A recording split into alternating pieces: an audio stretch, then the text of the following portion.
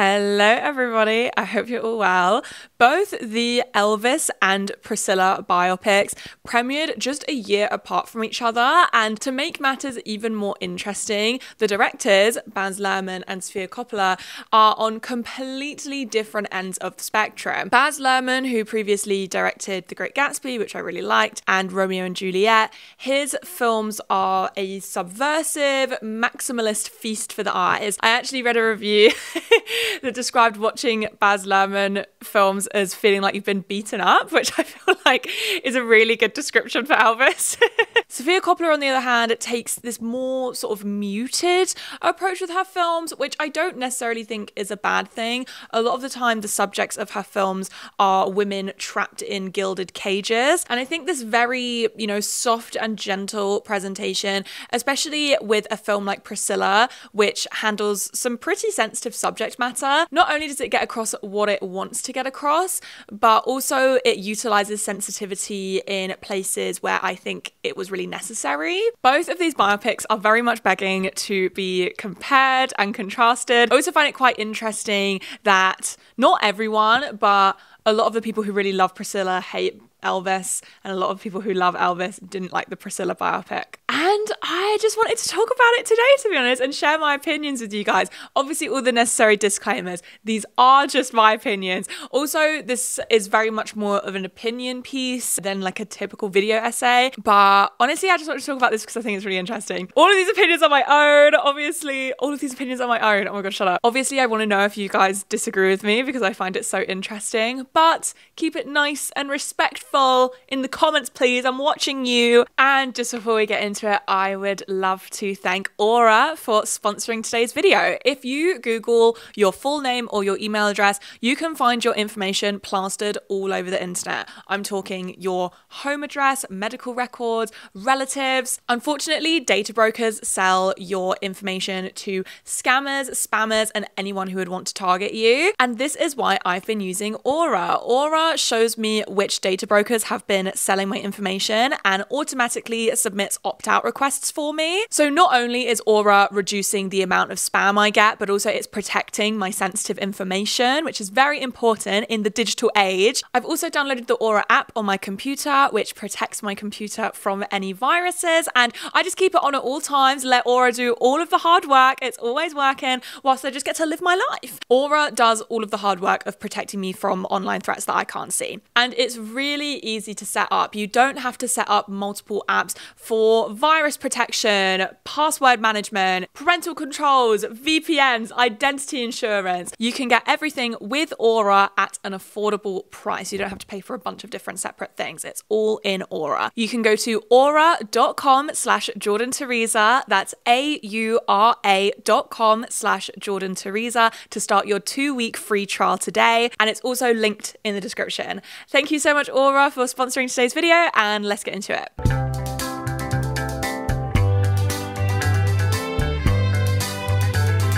Before we begin reviewing both biopics, I feel like it's important to give a very quick Elvis and Priscilla Presley history lesson for anyone that is not in the know, because I actually did not know about any of this before I started researching for this video. So Priscilla and Elvis met when she was just 14 years old. He was 24, and they both met in West Germany after Elvis had been drafted into the US Army, and Priscilla's dad was an Air Force pilot. They met after Priscilla was invited to a party in Elvis's home, and Elvis continued to take Priscilla out on dates until he returned to the US in 1960. I'm not going to get into all the details of what happened in the relationship. To be honest, we cover a lot of it when we start talking about both of the biopics, but Priscilla moved in with Elvis in 1963 when she was 17 years old. She was enrolled in a Catholic school there to finish her senior year, and she was chaperoned by Elvis's dad and Elvis's grandmother. Elvis and Priscilla got married in 1967,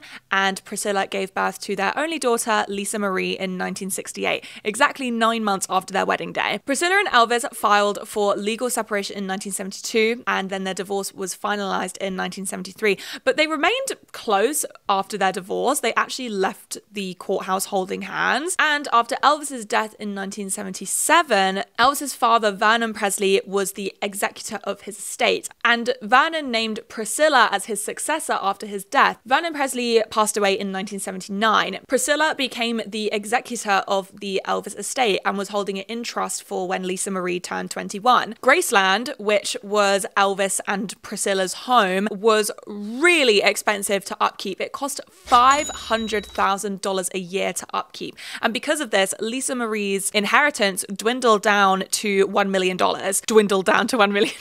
Priscilla hired CEO Jack Soden to turn Graceland into a tourist attraction, which opened its doors in 1983. And just 4 weeks into this tourist attraction being up and running, they earned back their initial investment. And under Priscilla's guidance, Elvis Presley Enterprises, which Priscilla was the chairperson and president for until Lisa Marie turned 21, grew to be worth over $100 million. I think the Priscilla biopic has almost been painted as the antithesis of the Elvis biopic, which I totally understand why, and I'm in partial agreement. Sofia Coppola knew that Baz Luhrmann was working on Elvis biopic the same time that she was working on the Priscilla biopic, and she wanted Priscilla's story to be heard, and I completely agree, because Priscilla in the Elvis biopic was such a tiny, small role. But Priscilla Presley was very openly supportive of Baz Luhrmann's Elvis biopic. She even walked the Met Gala carpet. Yeah, she walked at the Met Gala with the cast of Elvis. And I think it's a real shame that Elvis's family members and the Elvis estate could not extend this same grace to Priscilla Presley when the Priscilla biopic came out.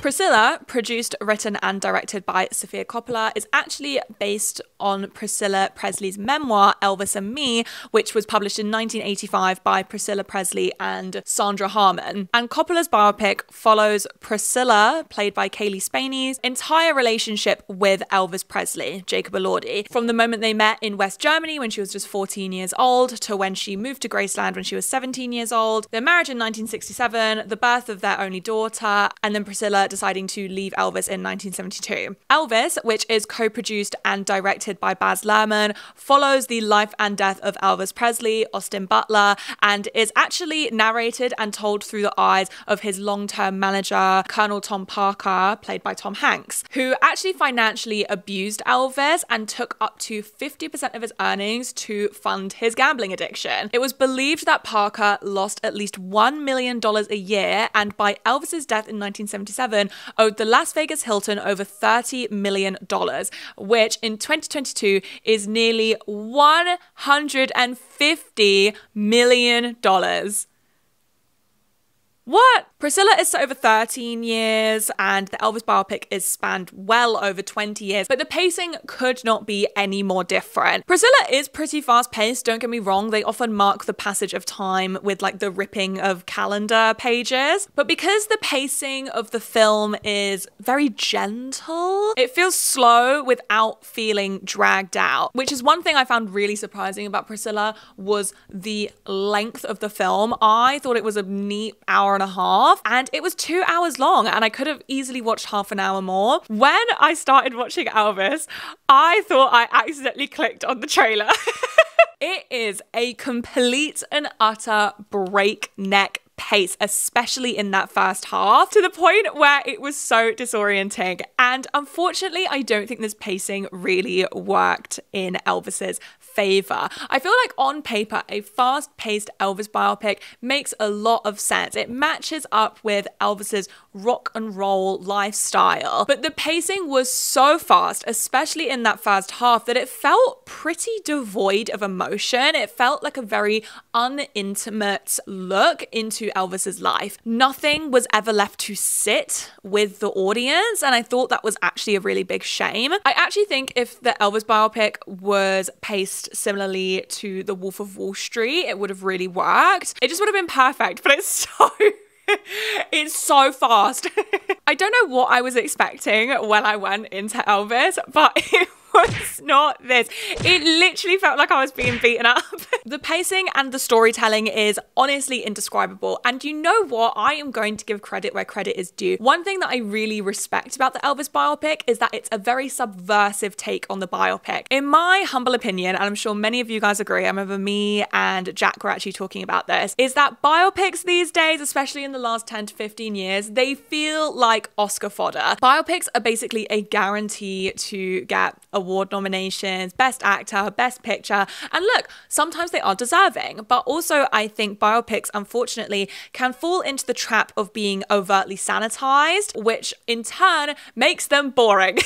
And I think that it can make them feel very uncreative and quite uninspired as well, which is funny because biopics are literally inspired by a real person. But this isn't for all biopics, this is just for some biopics. Now, this isn't to say that Elvis wasn't sanitized. We are going to talk about that later in this video. But Elvis was a really creative, subversive biopic. You know, the pacing, the cinematography, the camera work, it's all just really different, and I honestly really respect it and really rate it. But does that mean that I liked it? Guys, I want to make it clear that I tried really hard to let go of any of my biases going into watching Elvis. I kind of knew that ultimately I probably was going to prefer Priscilla, but like I was ready to like let go and like enjoy this film regardless of my current biases. The pacing, especially in that first like half hour to hour of Elvis, it's slightly incomprehensible. It's very caricaturial. You know, we're going to talk about the acting in just a moment, but it was a very fast-paced film that also, because they switched up the pace halfway through, which I'm not even mad about, but because of the change in pace and because of the fact that it's 2.5 hour long film, it felt like I was like, what the fuck is going on? But also this is really dragging out. Like, how can a film be fast and slow at the same time? And not in a good way.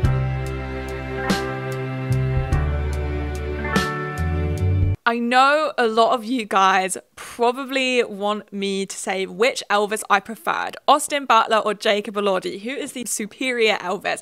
And I'm going to keep it real with you. I don't think that these performances can be compared because Austin Butler is the protagonist in Elvis. Meanwhile, Jacob Elordi is very much a secondary character in Priscilla. I personally really enjoyed Jacob Elordi's performance in Priscilla. I think he really nailed the mystique around Elvis. He felt really distant from us as audience members. I actually remember, oh my God, not me doing my second Jack mention in my video. Sorry guys, I'm literally obsessed with him. But I remember Jack said to me that he noticed when he was watching it that there's loads of close-ups of Priscilla, but a majority of the shots of Elvis are far away and distant because we feel like we never really know him. Similarly to, I'm sure Priscilla possibly may have felt that way in the relationship as well. And something that I really liked about Priscilla is I felt like I was getting to know Elvis through Priscilla, not only through her eyes. The entire film has this very girlish romantic haze about it, but I felt like I was getting to know Elvis through his girlfriend. Like, Elvis felt like my friend's boyfriend, which is exactly, like, I feel like it nailed that kind of feeling. Basically, what I'm trying to say is I felt like the perfect amount of distance was placed between the audience member and Elvis. It always felt like Priscilla's story and it never felt overshadowed by Jacob Elordi's performance. I don't have any critiques for Austin Butler's performance. It felt very over the top and very literal, but I think it really worked with the tone of the film. I do think that the pacing of the first half of the film didn't work in Austin's favor. It felt like I was only ever seeing him in flashes. I felt like I wasn't truly getting to know him, and I felt like Austin Butler wasn't given like a proper chance to flex his acting muscles in that first half, as much as he should have, especially because nothing, as I said earlier, nothing was really left to sit with us as audience members. Kaylee Spaney as Priscilla, I really enjoyed this performance. First of all, kudos to the hair and makeup team, because whilst I was watching Priscilla, I could not tell what age Kaylee Spaney was. Her performance was muted, yet emotionally layered. I felt like Kaylee Spaney really matched up well to the gender expectations of that time. Priscilla followed a very typical storytelling structure because it felt very slow paced, but also I could see the evolution of Priscilla with my own eyes. It was almost that, especially towards the second half of the film, when she started getting sick of Elvis's shit, it's almost like you could see the cogs turning in her brain and her changing and evolving. And above everything, it felt really natural. I think playing Priscilla in this very, you know, sort of, I guess she was quite timid kind of way, it can sort of veer on caricaturial territory, but it always felt really natural when I was watching it. I never felt like I was watching Kaylee Spaney acting. And especially on the second rewatch, Kaylee Spaney's performance just made me really emotional because it felt like I'd taken this entire journey of 13 years with her, and especially the final scene, which I'm going to talk about in a moment. I was literally nearly crying. And if we just circle back to the hair and makeup for a second, Kaylee Spaney's makeup was so cleverly done because when Elvis takes Priscilla shopping, and I think she's around like 17 at the time, all of the dresses that she's trying on look too big for her. The white stilettos that Priscilla wears around the house look about half a size too big. She looks like a child playing dress up because that's essentially what she was doing. I don't think there's any point in comparing Kaylee Spaney's Priscilla to Olivia de Jonge's Priscilla. Priscilla in the Elvis biopic is definitely a symptom of the wider issue that I had whilst watching the Elvis biopic, and that is trying to sanitize Elvis for a more younger and more liberal audience. We are going to get more into this when we start talking about like the actual contents of each of the biopics, but Priscilla in the Elvis biopic is characterized drastically differently to Priscilla in the Priscilla biopic. In Elvis, Priscilla's age is never mentioned. She is introduced as the teenage daughter of an Air Force pilot. They make zero effort to make Olivia de Jonge look younger. In fact, Olivia de Jonge and Kaylee Spaney are the same age, yet Kaylee looks about a decade younger than Olivia when they're both playing teenage Priscilla. Kaylee plays Priscilla as reserved, sweet, likable, only speaks when spoken to, which does match up to the gender expectations of that time. Meanwhile, Olivia's Priscilla is more outspoken and spunky. And I'm not even necessarily against portraying Priscilla as a little bit boisterous, but when it's in the Elvis biopic, it all feels a little bit intentional. And I think Olivia de Jonge, alongside all of the secondary characters in Elvis, her performance just felt very one note. But again, I don't think she was given a lot to work with, but there was one performance which stood out to me in Elvis for all the wrong reasons. That is Colonel Tom Parker, who's played by Tom Hanks. Now, perhaps he's leaning into like the over the top and almost like the campiness of this film, but I just could not get behind it. First of all, Tom Hanks is drowning in prosthetics, and that wouldn't be so bad, but his accent. So Colonel Tom Parker is from the Netherlands, and Tom Hanks sort of just does this broad, like mainland European accent. The only thing that matters is that that man gets up on that stage tonight. This is supposed to be a Dutch accent, and the only way that I can describe how it sounds to me is it sounds like a stereotypical European Father Christmas. Do you know what? Vixen and all the reindeer pulling on the rein. That's the only way I could describe it. Like, he sounds like the Lindt Master Chocolatier. Master Chocolatier. And the problem is that the entire Elvis biopic is narrated by Colonel Tom Parker. And because the film is going so fast-paced, there is an excessive amount of interjection when it comes to narration. Otherwise, we would probably have no idea what's going on. As soon as I found myself, like, enjoying the music or, like, enjoying Austin Butler, boom, Tom Hanks' European accent. It would, like, take over the scene like he was, like, the voice of God. I am the legendary Colonel Tom Parker. And despite Tom Hanks' prosthetics and his European accent and the fact that he had the most dialogue in the film, his performance felt the most one note out of all of them. And surprisingly, I'm about to defend Tom Hanks here. I don't actually think this is the fault of Tom Hanks. I'm going to elaborate more on this later in the video, but Colonel Tom Parker is definitely characterized as cartoonishly evil. Like, he is just the villain. He's the villain. Is it me? Am I the drama? Every single one of Elvis's failings is the fault of the Colonel. Sorry, I don't know what to call him. Like, I feel like Colonel Tom Parker is so official, but I feel like Tom is like a bit casual. Like, he's my mate. But then Parker, I don't know. Oh my gosh, should I call him CTP? Elvis is essentially given zero autonomy in his own biopic. And look, we can all get into debates of whether biopics should or shouldn't be historically accurate, whether we should take these all with a grain of salt. They're just a bit of fun. But this very black and white, good versus evil storytelling, it just makes for a boring film. And it wasn't that the film itself was boring. I was never sat there bored, but I just find these kinds of stories to be boring. Do you know what I mean? Surprisingly, Colonel Tom Parker, what did I call him again? CTP. CTP doesn't actually make an appearance in Priscilla. He's referenced to a lot and he's mentioned, but I can imagine this was probably because I was about to call him CTP, seriously. Oh my God. Colonel Tom Parker was like a very long-standing figure in Elvis's life. They literally had a business relationship with each other for 30 years. So I can imagine for the Priscilla biopic, the only two consistent characters to be in the biopic should be Priscilla and Elvis. And also I think there's just referencing him and mentioning him. I think that it further asserted his power over Elvis, almost like this godlike presence that he had in Elvis's life. Before we talk about what actually happens in both the biopics, let's talk about the music. And this is why I feel like it gets really, really interesting. Because the Priscilla biopic, surprisingly, was not approved by the Elvis estate, and Sophia was blocked from using any of Elvis Presley's music. The Elvis estate were so appalled when hearing that Sofia Coppola would be making a biopic about Priscilla Presley that Lisa Marie Presley actually wrote Sofia Coppola an email, a very scathing one at that, when she got hands on the script. My father only comes across as a predator and manipulative. As his daughter, I don't read this and see any of my father in this character. I don't read this and see my mother's perspective of my father. I read this and see your shocking, vengeful and contemptuous perspective, and I don't understand why. I will be forced to be in a position where I will have to openly say how I feel about the film and go against you, my mother, and this film publicly. I am worried that my mother isn't seeing the nuance here or realizing the way in which Elvis will be perceived when this movie comes out. I feel protective over my mother, who has spent her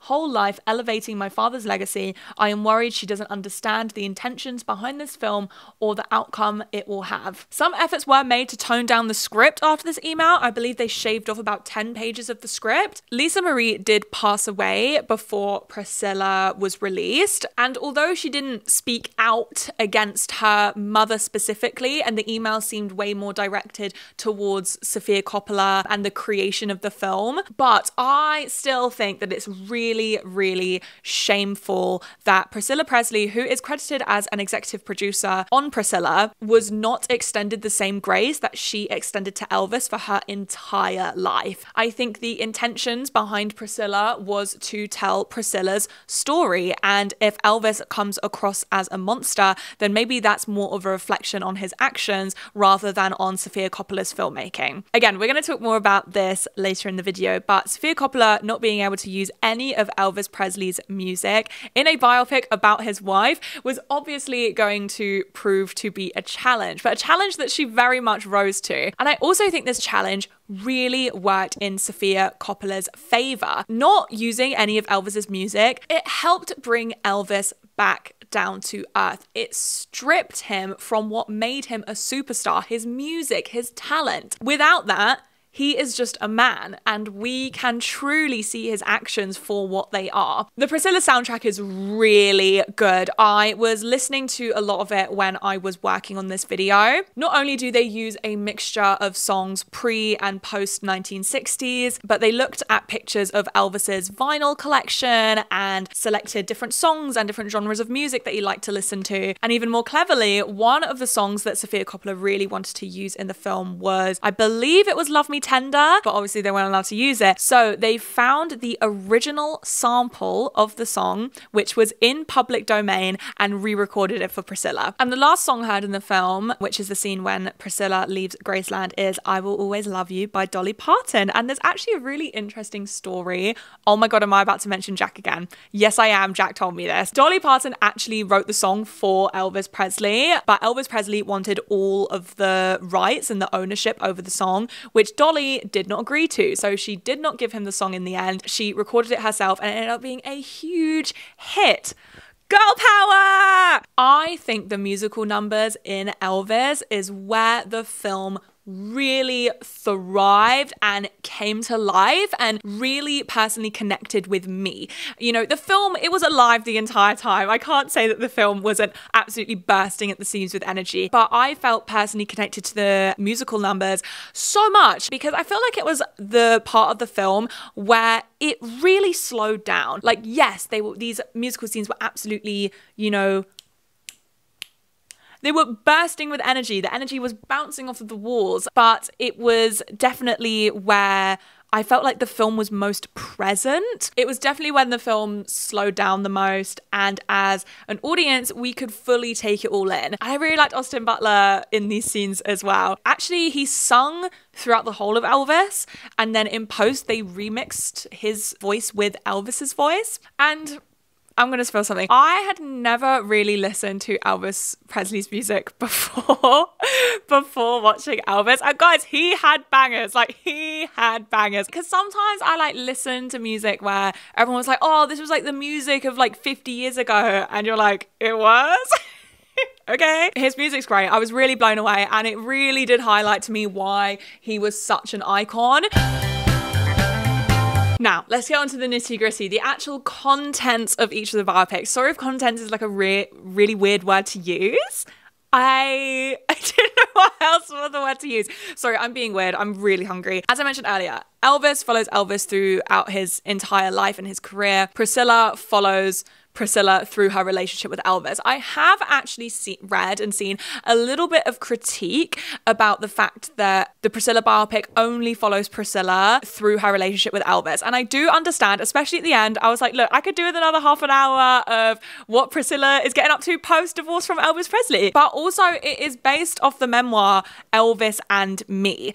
And also throughout this 13 years that we spend with Priscilla, we see her choosing to leave Elvis and live this completely separate life from him and have her own friends and her own hobbies. And I think that's really nice to see. We follow Priscilla and her relationship with a man who is 10 years older than her, a man, an adult, but also one of the most famous men in the entire world. And through her eyes, we see Elvis taking Priscilla out on dates when she was just 14 years old, flying her out and inevitably moving her out to Graceland when she was 17 years old, introducing her to uppers and downers, Elvis threatening to send Priscilla back to Germany when she confronts him about one of his many affairs, Elvis not letting Priscilla get a job because she has to stay at home and be able to talk to him on the phone whenever he needs it, keep the home fires burning, Elvis choosing Priscilla's outfits and telling her what colours she looks best in,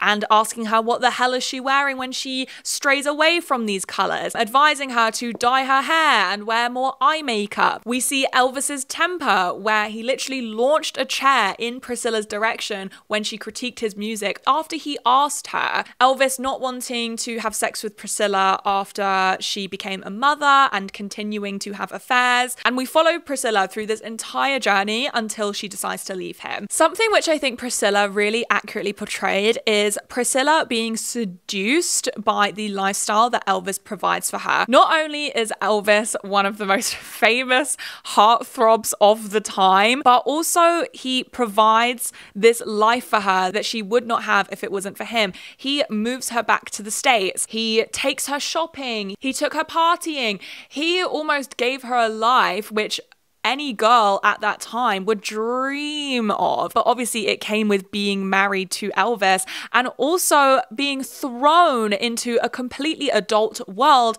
as a child. It's no wonder that the Elvis estate disapproved of this film, Lisa Marie even going far enough to email Sofia Coppola herself. But I think this idea that Sofia Coppola is intentionally portraying Elvis as a manipulator and a monster, I mean, come on now. If anything, I think Sofia Coppola's filmmaking would actually work in Elvis's favor. You know, soften the blow almost, because we are viewing all of Elvis's actions through Priscilla. We are viewing all of his actions through this very girlish haze, a very romantic lens. You know, the cinematography is beautiful. The setting is like very feminine. The music is romantic. And also Elvis is played by Jacob Elordi, who is easily like I'm getting hot and bothered. Jacob Elordi is one of the most like definitive heartthrobs of our time. If Elvis is coming across as a manipulator, then maybe he was one. Because I don't think anything in Sofia Coppola's filmmaking was making Elvis look worse than he was. Priscilla is a very sort of straightforward biopic. Sofia doesn't really play fast and loose with the truth. She's following Priscilla Presley's memoir. Elvis follows Elvis Presley throughout his entire life. When he gets discovered and then managed by Colonel Tom Parker, the financial abuse that he is victim to under Tom Parker, the moral outcry that his music and swinging hips caused, the death of his mother, his marriage to Priscilla, and performing and essentially becoming entrapped in his Vegas residency. There are a lot of things that I can talk about and say when it comes to the Elvis biopic, but I think most of my hang-ups when it comes to the Elvis biopic is this sanitized image of Elvis that we are presented. And I feel like I could let this fly a lot easier if Lisa Marie did not email Sofia Coppola herself and say she was going to speak out against the Priscilla biopic, or if the Elvis estate weren't so against the Priscilla biopic. Lisa Marie had praised Baz Luhrmann's Elvis, writing on Instagram that Luhrmann treated her father with pure love, care and respect, and praised Austin Butler's performance, finally done accurately and respectfully. Look, and I'm not trying to slam Lisa Marie Presley too much in this video because she's passed away. But I find this support of the Elvis biopic, alongside the vocal condemnation of the Priscilla biopic, to be especially infuriating when I found out that Baz Luhrmann was playing very fast and loose with the truth. And some of the most notable moments in Elvis just didn't happen. And again, I'm sure I would care a hell of a lot less if the Elvis estate hadn't been so against the Priscilla biopic. But you know what? If we're playing that game, the Elvis biopic presents such a sanitized image of Elvis that I would describe it more as an iconography than a biography. They gloss over his drug abuse, they gloss over his binge eating disorder, they gloss over him meeting Priscilla when she was just 14 years old, they gloss over his multiple affairs. The only time that they really confront his affairs is when he's kissing the women in the audience at one of his Vegas performances. But other than that, his affairs were often portrayed as being imposed onto him. He was inebriated, he was drunk, he was high. These women were always coming onto him. And I don't doubt for a second that the ladies were throwing themselves at Elvis Presley. Oh my God, I just realized I look like the Sims Robert if he slayed. But the Elvis biopic seemed to consistently portray Elvis as someone who bad things kept happening to him and he didn't play any role in it. And this isn't me trying to say that his binge eating and his drug addiction was his fault, not at all. But these were genuine, heavily reported struggles in his life that the film really glossed over. Not that they didn't feature them at all, but completely glossed over them because they didn't fit this glamorous, godlike image that we have of Elvis in our heads. And also because we can't really pin these struggles on Colonel Tom Parker. And I don't think that this problem is better displayed than in the character of Colonel Tom Parker, CTP. And don't get me wrong, this isn't me defending Colonel Tom Parker. Like, in defense of Colonel Tom Parker, no. He was found to be financially abusing Elvis to fund his gambling addiction. But Tom Hanks's cartoonishly evil depiction of the Colonel, alongside the fact with every bad decision ever made in Elvis's life or his career was because of the Colonel. And this isn't to say that the Colonel did not make any bad decisions in Elvis's career. It was like heavily reported that Tom Parker would not let Elvis tour internationally because of his own immigration status. status. He worked him like an absolute dog to the point of exhaustion, and when Elvis tried to fire him, he threatened to sue him essentially in like millions of pounds worth of advances that he'd given him. But not every bad decision made in Elvis's life or his career was down to Colonel Tom Parker. And I think this very, again, black and white depiction does a real disservice to the complicated relationship that they had, which I could imagine would have been really interesting to explore and flesh out. But instead, in the Elvis biopic, it just felt very monotonous. I think politics plays an interesting but very tricky role in Elvis. Now, the Elvis biopic does credit black musicians as Elvis's inspiration. Elvis grew up in a majority black neighborhood in Memphis, and his music was heavily inspired by blues and gospel and country music. And prominent black musicians of the 50s and 60s, Big Mama Thornton, Sister Rosetta Tharpe, B.B. King, and Little Richard are all in the film. But not once is Elvis Presley profiting from industry apartheid ever grappled with. Yes, the Elvis biopic does credit Elvis's inspirations, but it never goes any further. Not a single black musician or black person in the film ever speaks a bad word about Elvis Presley, never criticizes him to his face or behind his back. There is never any conversations about Elvis profiting from industry apartheid, despite the fact that it was a widespread conversation amongst the black community at the time, and honestly still to this day. And once again, it just does such a disservice to these issues. And it could have made this biopic really interesting. To me, it just seems like a very neoliberal take on the was Elvis a cultural appropriator conversation. It's just, yes, he was inspired by black musicians.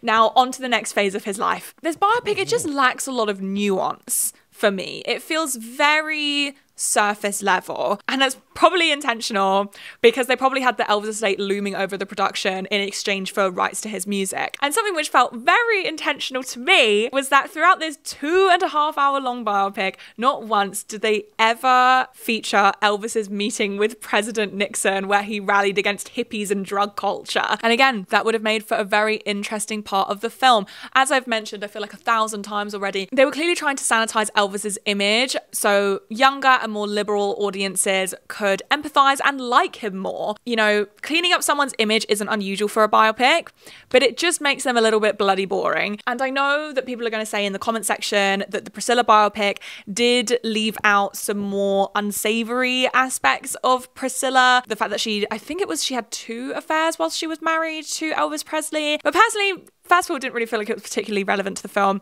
Second of all, I think with the very sensitive subject matter of Priscilla, I think it was really, really important to not lean into sensationalism. And I think when you start adding Priscilla's affairs into the mix, it sort of leans into that sensationalist territory. I think even if the Priscilla biopic did portray some of Priscilla's affairs, would it have made the messaging any different? Would that have made Elvis look better in your eyes? No.